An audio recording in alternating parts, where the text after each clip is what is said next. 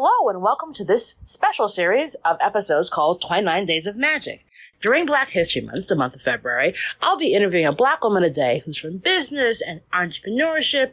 You name it, I'm going to have a chat with her. The idea for this is to show off the amazingness of Black women throughout various industries. I hope you take a listen, like, share, review, and be inspired by these incredible stories. Take a listen. Hello, and welcome to this episode of the Reset Podcast. I'm your host, Lauren Munoz, CEO of the cultural communications agency, D-Flash. Each episode, I bring on a different person from business to entrepreneurship who's just doing some really great, game-changing, unique things. And this episode is no different. I'm so excited to have Andia Winslow, who's a voice actor of some of the most memorable commercials you've probably heard. And we're going to talk about her craft, how she got there, and all the other really awesome, amazing things she does. It's going to be a great conversation. Take a listen. Hey, Andia. Hello there, Laura. How are you? Oh, freezing. And here in New York, it's winter. Oh, winter. I remember those days. Damn you. Just because you're on the West Coast and you have 77 and sunny every day, just turn it a little deeper. Life is about choices. Life is about choices. I get you. I get it. I'm fine. It's okay. I won't judge you just for that.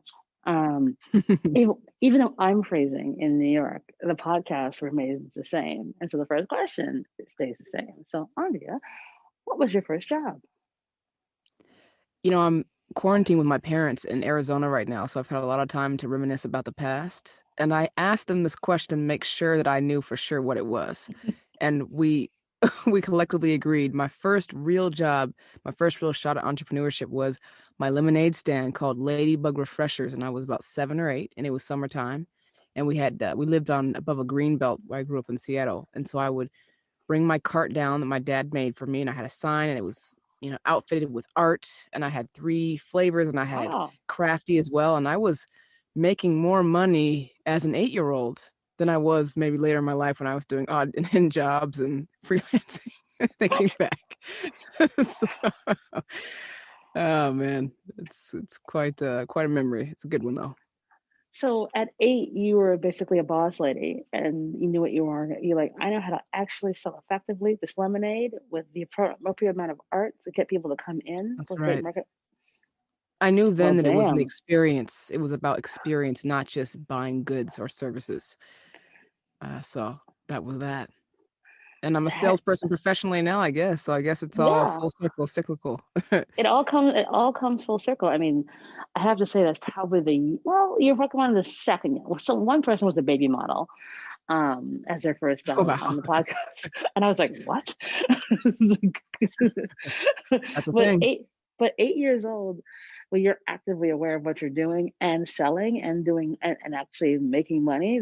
I think that you might take the prize as the youngest active entrepreneur in 100 and some odd 50 odd episodes of the podcast. So you're already off to a great start. Okay, so somehow I don't think you kept the lemonade stand for the last 20 odd years. So no, how did you go from not. So how did you go from that very brilliant lemonade stand to having a chat with me now? What's that journey been like?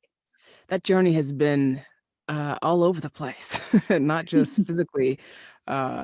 It's been, I grew up on the West Coast. I went to school on the East Coast. I bounced between coasts for different professions, and I landed at voiceover currently. I was a professional athlete. I've been a master certified fitness professional. I've copy edited. I modeled. I did all kinds of things. And I finally found the thing that may seem disparate, but actually it's all of my skills and interests combined and aligned, and it's voice acting. And I would never have guessed this would be my path. And yet here I stand talking to you on the mic, and I do it every day. And I found a thing that makes me feel like I'm walking in my purpose in a strange way. So how does one even begin to get started in this? Because, as we were saying before we got online, there is an art and a science to what you do when it comes to being a successful voice actor. Like, how did that happen for you? Sure. So for me, I was lucky in that my voice was discovered. You hear those stories, and that is a story that can happen. And then I coupled that with extreme dedication and focus on learning the craft, because it is a craft. It's not just about natural born talent. So I was in New York City. As I mentioned, I was a professional athlete, and I transitioned to coaching athletes and being a conditioning coach and sports coach. And I was coaching a group of marathon runners for the New York City Marathon.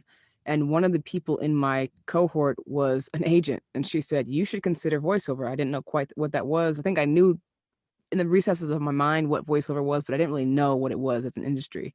And then my boyfriend got me voice acting classes, vocal lessons, and the coach said the same thing. "Hey, you might not want to recreate. I know this is fun, it's a gift, but perhaps you should consider taking this seriously." And then I thought about that for a moment, and then I booked one of my first gigs, and I saw that check, and I said, "I will focus all my energies." I will focus all of my energies Oh henceforth. my. And Henceforth, forthwith. henceforth, forthwith, where art thou? Yes. And I also loved it. It was a new challenge. I'm a very curious person naturally. I don't know that it's boredom that comes over me, but need I do need to be intrigued. I need to be challenged. And so I tend to move places and try new things every 2 to 3 years anyway. So it was about time. And it just so happened that this was the craft that required an extreme amount of attention. And the payoff has been big as a result. And I love what I do. So yeah, I mean, how does this work? So I think there's a lot of confusion. Like, you know, how does someone get compensated? Are they licensed? Can they only work with one kind of brand? Like, what's sort of like a little bit of the nuts and bolts around it?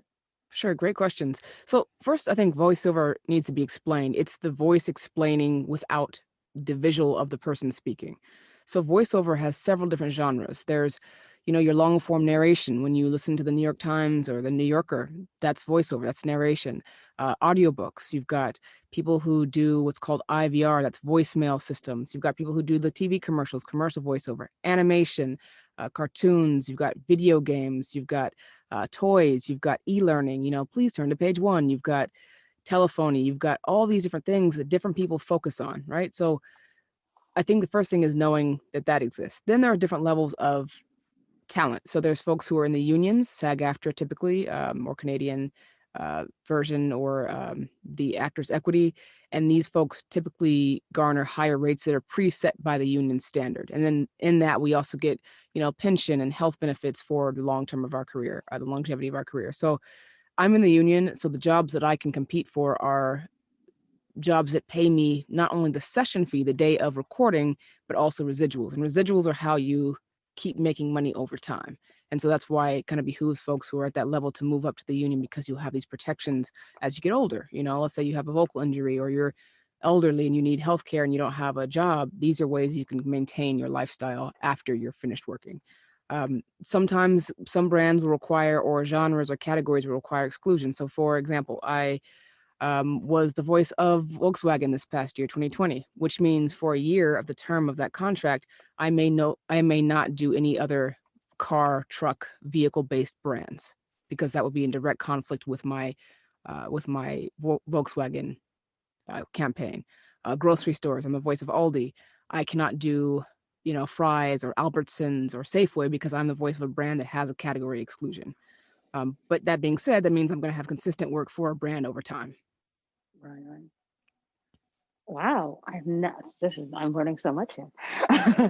and then so what's sort of like your process? So do you get something whereby you've built like a little studio in your home, and then they will just they send you the scripts, and then you record? Like, how does it all work out? It just depends on the director or the creative team. So for the very big clients, I'm directed. It's a directed session. So let's say you, Laura, you're the creative agency, and you have a director on the phone. You'll patch in with me, whether that be through Zoom or phone or a software called Source Connect or IPDTL, and you will be able to patch into my computer as it's actively recording. So you have a live session feed coming through your device. And then you'll direct me, like, hey, let's say the sentence is, "This is the best podcast on the planet." And you're like, you know what? I need a little bit more smile. And I'd say, "This is the best podcast on the planet." Now I feel like you're more stoic, forbearant. "This is the best podcast on the planet.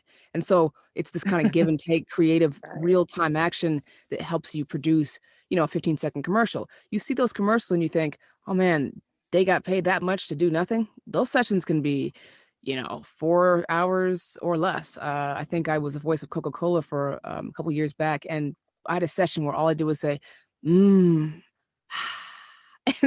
That was a really long, long, long session and intense vocally, mentally, creatively, because there were so many people on the line. There were 8 people on the line, and just getting exactly what they wanted to match the visuals and to get the sentiment of the brand at that time and to match the brand campaign is more than just hear some words, say them. It's definitely a craft, and those who treat it with respect will yield the best results. Yeah, and I think that's the thing is at the end of the day, you're a storyteller. And I think that's the Mm-hmm. thing that's so fascinating about what it is you do. Because again, you see or you hear commercials and you just think, oh, that's just some person's voice. They just hit record and did it, not realizing there is a production of a story that comes Mm-hmm. from this. And that requires a whole other level of skill. So, Yes.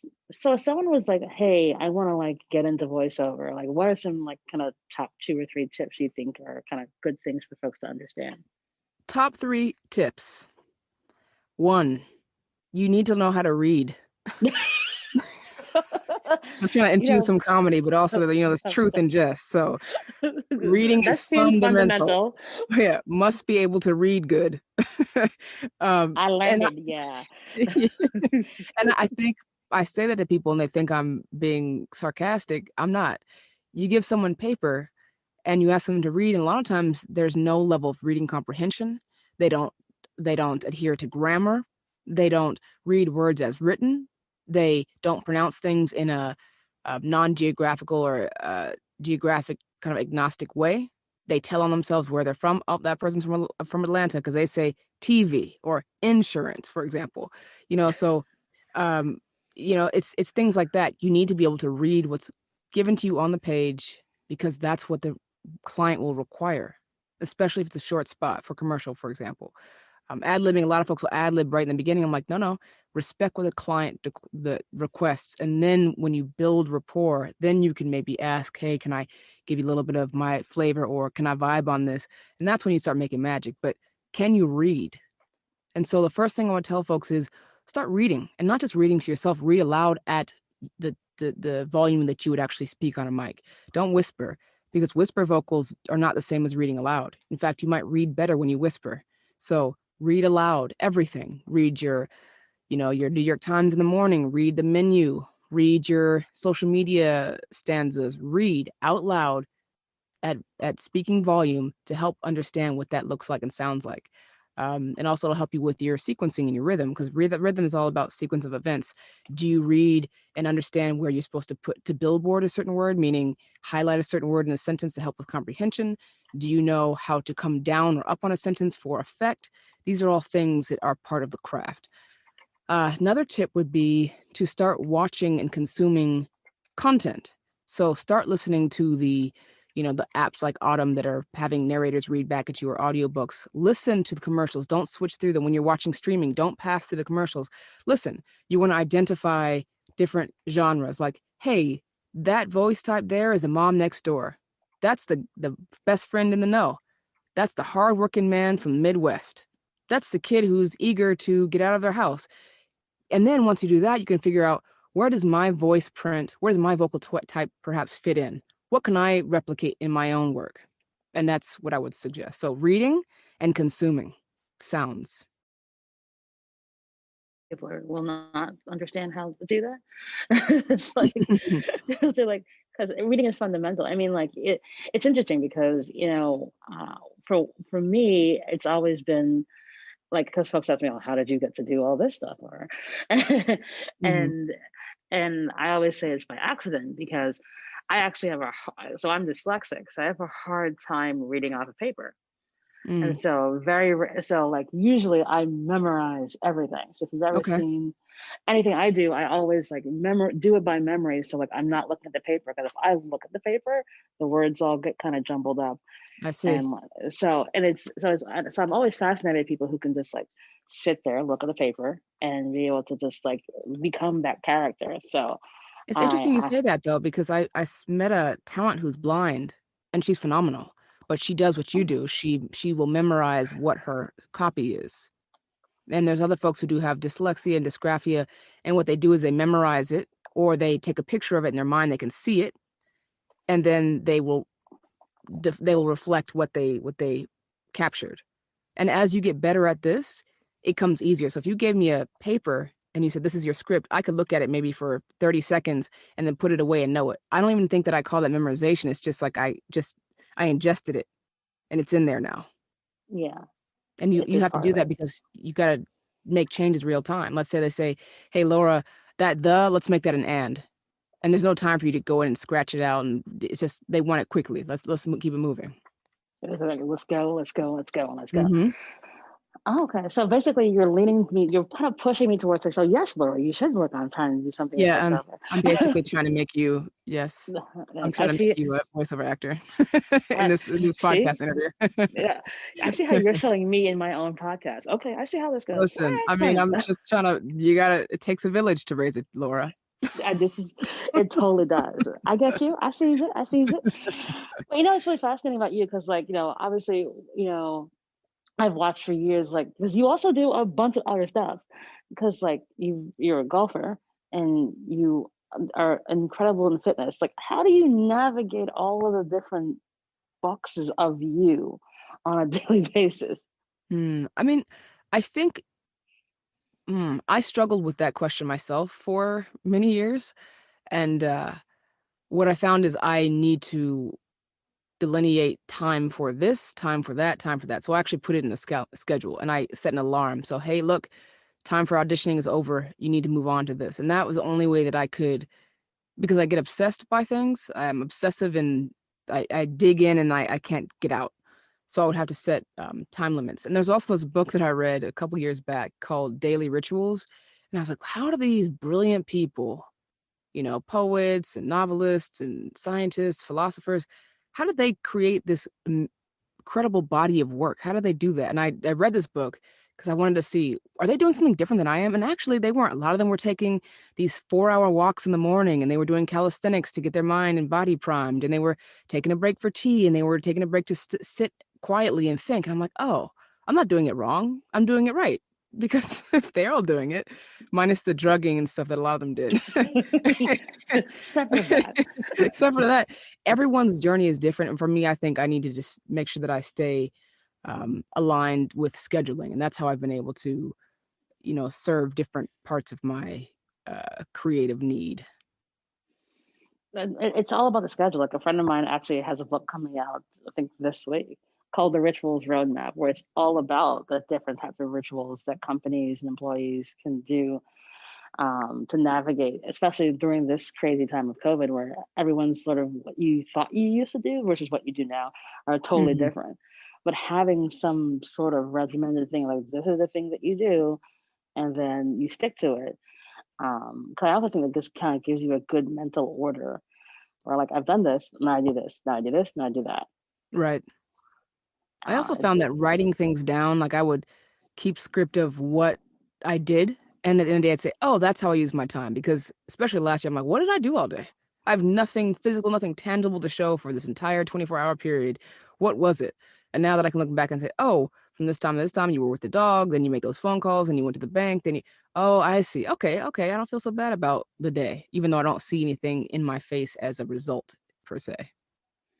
yeah, I mean, that's the thing. So, like, speaking of that, like, obviously COVID screwed us all up in 2020, and now we're in 2021. So onward and upwards. How was that for you? Like, how were you able to navigate and survive being an entrepreneur during a very bizarre set of circumstances? It was bizarre. I mean, I live in LA, but I went to my parents' home, as I mentioned, and I set up my recording studio inside their upstairs bedroom guest closet. Uh, so it's Of a far course. cry from like the fancy studios in LA, which have, crafty and chefs and cheese grits and like studio dogs and beautiful wood paneling and Wait, studio fine art. dogs? A lot of times engineers will have dogs. They have their own pets that they bring, and the pets kind of like sit and guard the entrance and say hello. And it's like a great calming presence when you first walk in. I like studio Nice. dog personally. Nice. But so I went from, those digs to, you know, coat closet and mothballs, which is a change. But Different. Different. is different. But this is the one part of the entertainment industry that was not affected immediately. We were able to work remotely. We have the software and the technology to patch in with one another. So I can patch in with someone in Germany. I can patch in with someone in Las Cruces, New Mexico, or wherever, real time. And again, like I said, they can have access to my computer real time and get the sound they need real time, clients real time, and create without having to be on set with each other or in the studio with each other. So voice actors, most of us actually worked more last year than we had in previous years. So I was very busy. A lot of what I did this year too was long form. So I worked for the New York Times and I read for them.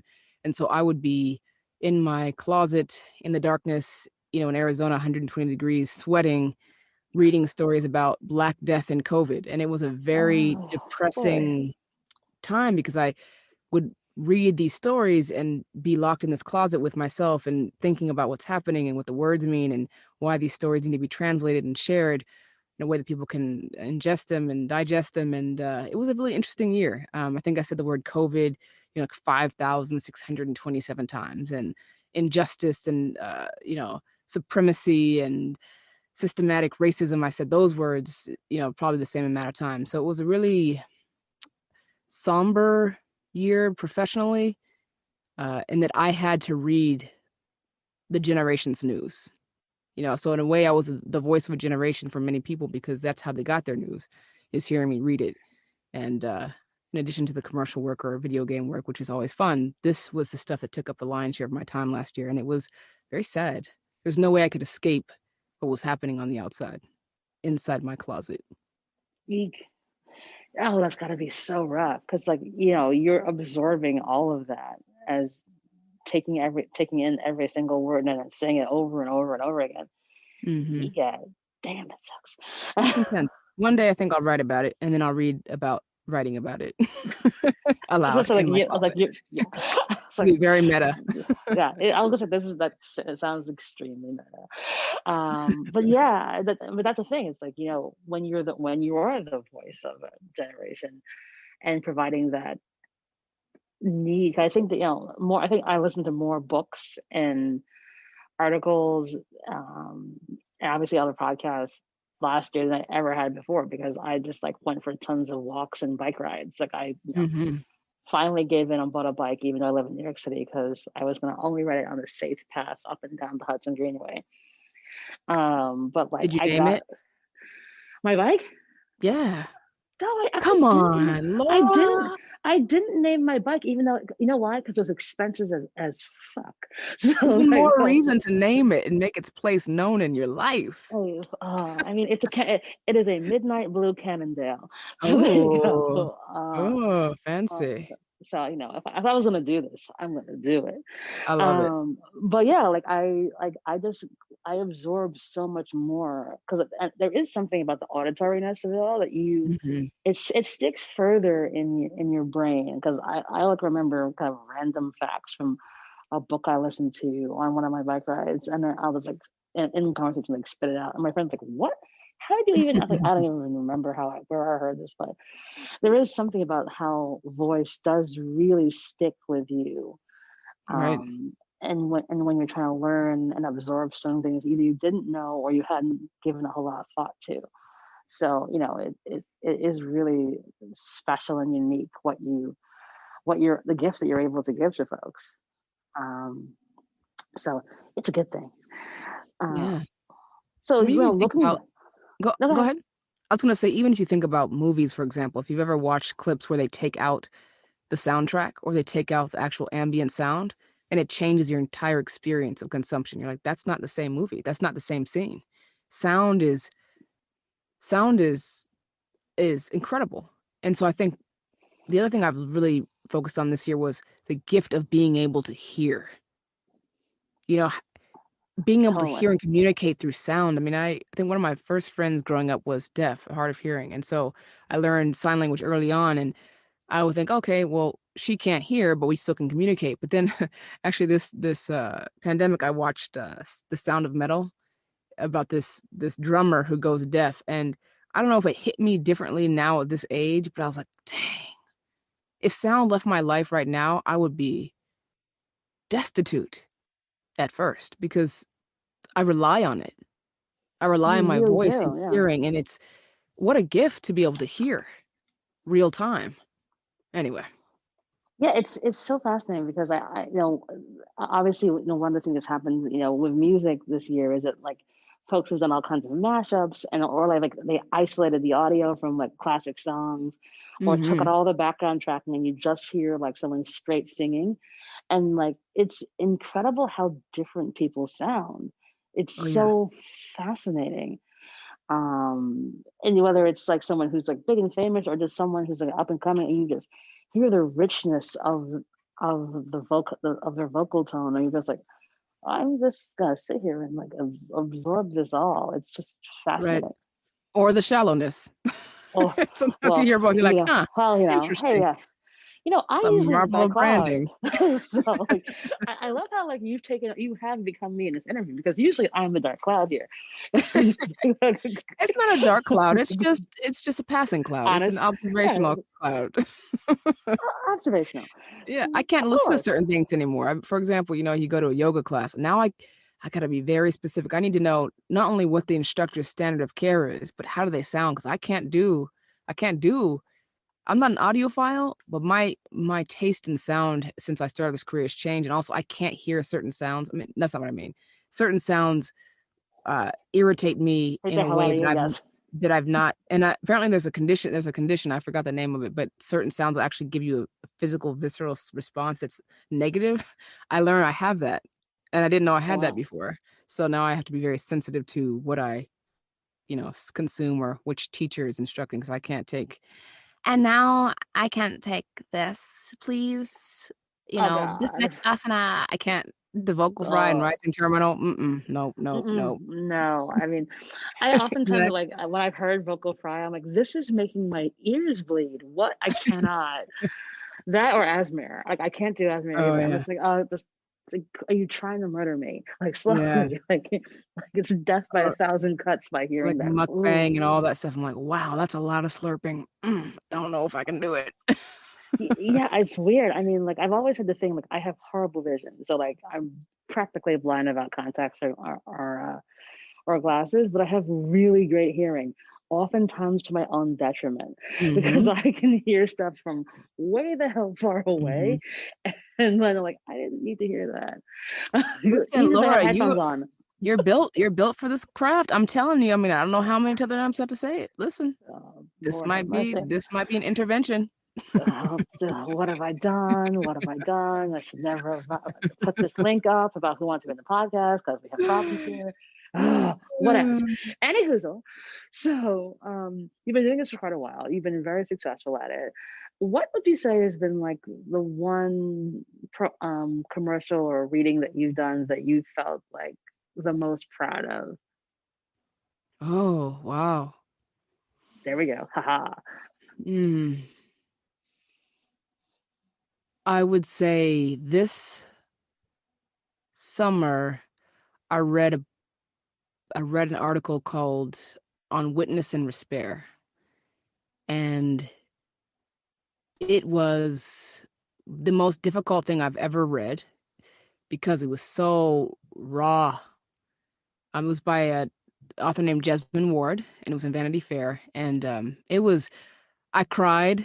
I read first. I read the whole article first to figure out what I'm saying and where I'm gonna put my emphasis and things. It was Mhm. poetic. It was beautiful. It was depressing, and I cried every single time I tried to start. I probably tried to start maybe 7 times, and I cried and I cried and I cried. And I had to go take a walk, and I had to get something to eat. And I had to get some water, and then I had to steam my throat because I was feeling kind of groggy, froggy. And then I would read a page, and then I would cry. And then when I finished, I'm like, okay. And I just really wanted to do justice to her words and her pain expressed in the written form. And I think I achieved it. So I probably think that's my most proud piece because it was so resonant and it was just a marker of that moment in our history as a country. Pandemic, twin pandemics, racism and COVID.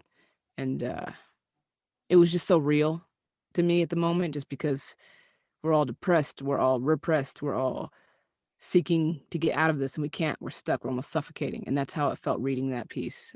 And she's also a phenomenal writer. And yeah, proud of Wow. that. We'll put that in the show notes so folks can listen because that sounds phenomenal. Um, so on a happy note, thinking about it, you've been at this for a while. Sorry. I didn't. No need for downers here. Love it. Okay. Um, um, you've been at this for quite a while now. What do you think you'd tell your 25-year-old Andia? 25-year-old Andia, I would tell her, happy silver anniversary. Hey. Quarter life crisis, Hey, yes. here we go. Put on your seatbelt. We ready. Make it a racing seatbelt. It's gonna get crazy. I would tell myself to, and all other 25-year-olds, sometimes things appear in your path that you were not expecting. You didn't suspect whatever happened. They weren't even supposed to be part of your life. And sometimes you have to say no. And sometimes you say, hey, let's see what's around that corner. And sometimes when you do that, you'll find a whole new path. I really shouldn't be doing this right now. I thought I would still be doing professional sports or broadcasting on camera, which I still may do. But this thing piqued my interest and I decided to investigate. And I'm so happy I did. So yeah, so investigate things that come up. Don't just do things because, oh, I've always done this or I'm good at it or I've got traction. If that was the case, I should be still in fitness, being a thought leader in that world, making money that I was making and doing that. But something was telling me that's cool and all. You can do that. You can always return if you need to, but let's try this. So I would say, let's try this. Take a risk. Let's try this. That's the advice. I love it. I love it. Let's just try this because you never know where it might take you. And Mhm. honestly, I'm a big fan of flying by the seat of your pants and just like, all right, let's roll. Who needs pants though? That's the other thing. Seriously, That's the other second piece of advice. Who needs pants? like you really don't. You really do not. It's I so mean, overrated. I so mean, overrated. I'm Listen, actually wearing jeans today for the first time in like I don't know 6 months. you wear you wear denim during a pandemic? I'm not actually. I'm actually recording at our sponsor's location today. So our I partner see, I see. is Soho Works. We're so excited to have Soho Works as the sponsor for the 29 Days of Magic campaign. They're designed by Soho House, and their workspaces to help creative thinkers, businesses small and large, connect, collaborate, and grow. And it's where I'm recording all the episodes of 29 Days of Magic. It's a safe, wonderful and collaborative experience. I'm currently in the Brooklyn location, but they have locations, one else in New York City, in the Meatpacking District, one in LA, 5 in the UK, and they give you that kind of home away from home feeling with all the tools, technology, equipment to help you do your best work. Like I said, it's an amazing location, feels safe. I've been able to meet some really awesome people, which you haven't been able to do a lot because of the fact of COVID. So it's been a wonderful experience being able to record here and help build community. So if you want to find out more information about it, please go to sohoworks.com to get more information and tell them I sent you. And now back to the show. And Okay. so they have been a wonderful partner as I'm recording in their recording studio today. Got it. And It's a good so excuse. I actually wore real clothes. I have like actually real boots on and I have jeans on Wow. today. And it was weird putting jeans on. Like one, wow, these don't fit that well. And two, it's like why I've been wearing sweatpants for 9 months. What am I doing? Oh my god. You should put that photo in the show notes also, like as Oh, proof. I put that I actually wore real clothes today. Yeah. Like, okay, I will. But yeah, it's been like, yeah, pants are so overrated. Like, what have I learned? Like, this was not necessary. I did not need to wear actual. I could have worn sweatpants, but like, No, no, no. I'm glad you wore pants because I, it just means that you took things to a whole nother level. yeah, I put on some foundation because I wasn't going to be around other Man, people. check So like, you out. like, I'm making an attempt to look like Laura again, as opposed to Laura at the in COVID times. So, uh, we're building up here. I see, I see. It's very, very important. So, it's funny, like, kind of joking about the fact that, like, yes, I've totally been wearing sweatpants because, like, my level of comfort has gone to, like, this is what I want to do to be comfortable. It's also my kind of form of self care. Because, like, I'm not driving myself crazy anymore. Like, sweatpants it is. What about you? What have you been doing for your self care? Because obviously, you've got to take care of your voice and still be very healthy. Like, what's been your routine? Thankfully for me, I'm with my parents and they live near an open desert and near a mountain. And so I just go into the mountain. I try to find trails that are less dense, less traveled, and I go. And sometimes I have a notebook in my pocket and snacks, and I go. And sometimes I'll sit on a rock and meditate. I have a dog, so I spend some time with him. He's funny. And I also try a lot of stuff out on him. And I feel like if it resonates with him, oh, it's a go. That's my self-care routine. And I've got a bike as well. I've got a unicycle named Capitan. So if I'm just feeling like, I want to be weird, You have a unicycle? I do indeed. Okay, I how got many Black women in Arizona have a unicycle? Is there like a group of you? Because I've not seen, I don't believe. I don't believe. I've not seen them. If I find them, I'm gonna take a picture, send it for the show notes. Thank you. If you find more than one other Black woman with a unicycle, one, not only is Listen, it your show notes, this needs to be an Instagram post and Instagram live to interview you both on the unicycles. Because I'm like, what is this? yeah, it's a random thing. I don't know if it's the West Coast to me or what, but I've got a hula hoop that I will, in between studio gigs, I will go in the backyard and hula hoop and turn on some jams. And my dad's actually really good too, so we might have a contest. But I try to just right now, just simple things like play, even though play is kind of restricted based on the pandemic. But I definitely I move my body, it affects my voice. So the more active I am physically, the better my voice sounds. So I'll get more dulcet tones and don't do a lot of sugars or dairy because that affects mucus in your throat and the way it sounds. I'm a vegetarian. I drink lots of water, and I've been trying to sit quietly and meditate now. It's a new part of my practice and breathe because we forget to do that, especially under duress, and it changes everything. Ah, did not know about the dairy and screwing up the voice. Good to know. Again, more Mm. notes for me as I become this voiceover artist. Thank you. Hey, hey. I see it coming. I do indeed. It's coming And together. then I I love it when a plan comes together. And so last question for you, because I could keep talking to you for another 2 hours, but obviously cannot do that. Um, uh, do you have a give and or an ask of the audience? You know what? I'm gonna continue our thread here. The give is tips and tricks for voiceover. And I think as of this conversation, I used to do this thing called Top Tip Tuesday on my website where I would give tips and tricks for VO folks, especially folks starting out. I'm gonna revive that in your Woohoo! honor. Oh, Yeah, thank maybe I'll you. do an AMA. Maybe I'll do an AMA next month. Maybe I'll do an AMA when you launch these. And folks can Yeah. write in or video in and ask questions. And yeah, that might be a fun thing. And then hopefully you'll be there so that you can take advantage of the knowledge because I'm trying to make you a voiceover actor. I, I hadn't noticed the entire interview at all. It just occurred to me that you I'm might be trying trying to to like do it secretly. I'm trying to lift people up, man. I'm trying to bring people along. And then the ask, I would say, I'm gonna ruin the evergreenness of this conversation, but just be mindful of your community. Wear the mask.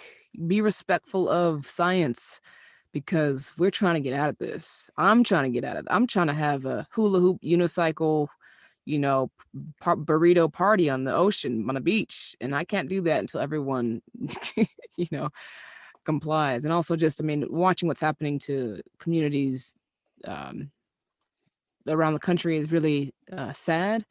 And I don't want to hear any more about folks losing family members to something that could have been prevented easily by respect of their community. So wear your mask, get vaccinated if you're able and eligible, and let's be better to one another in this new year so that we can move on as a nation and as a people.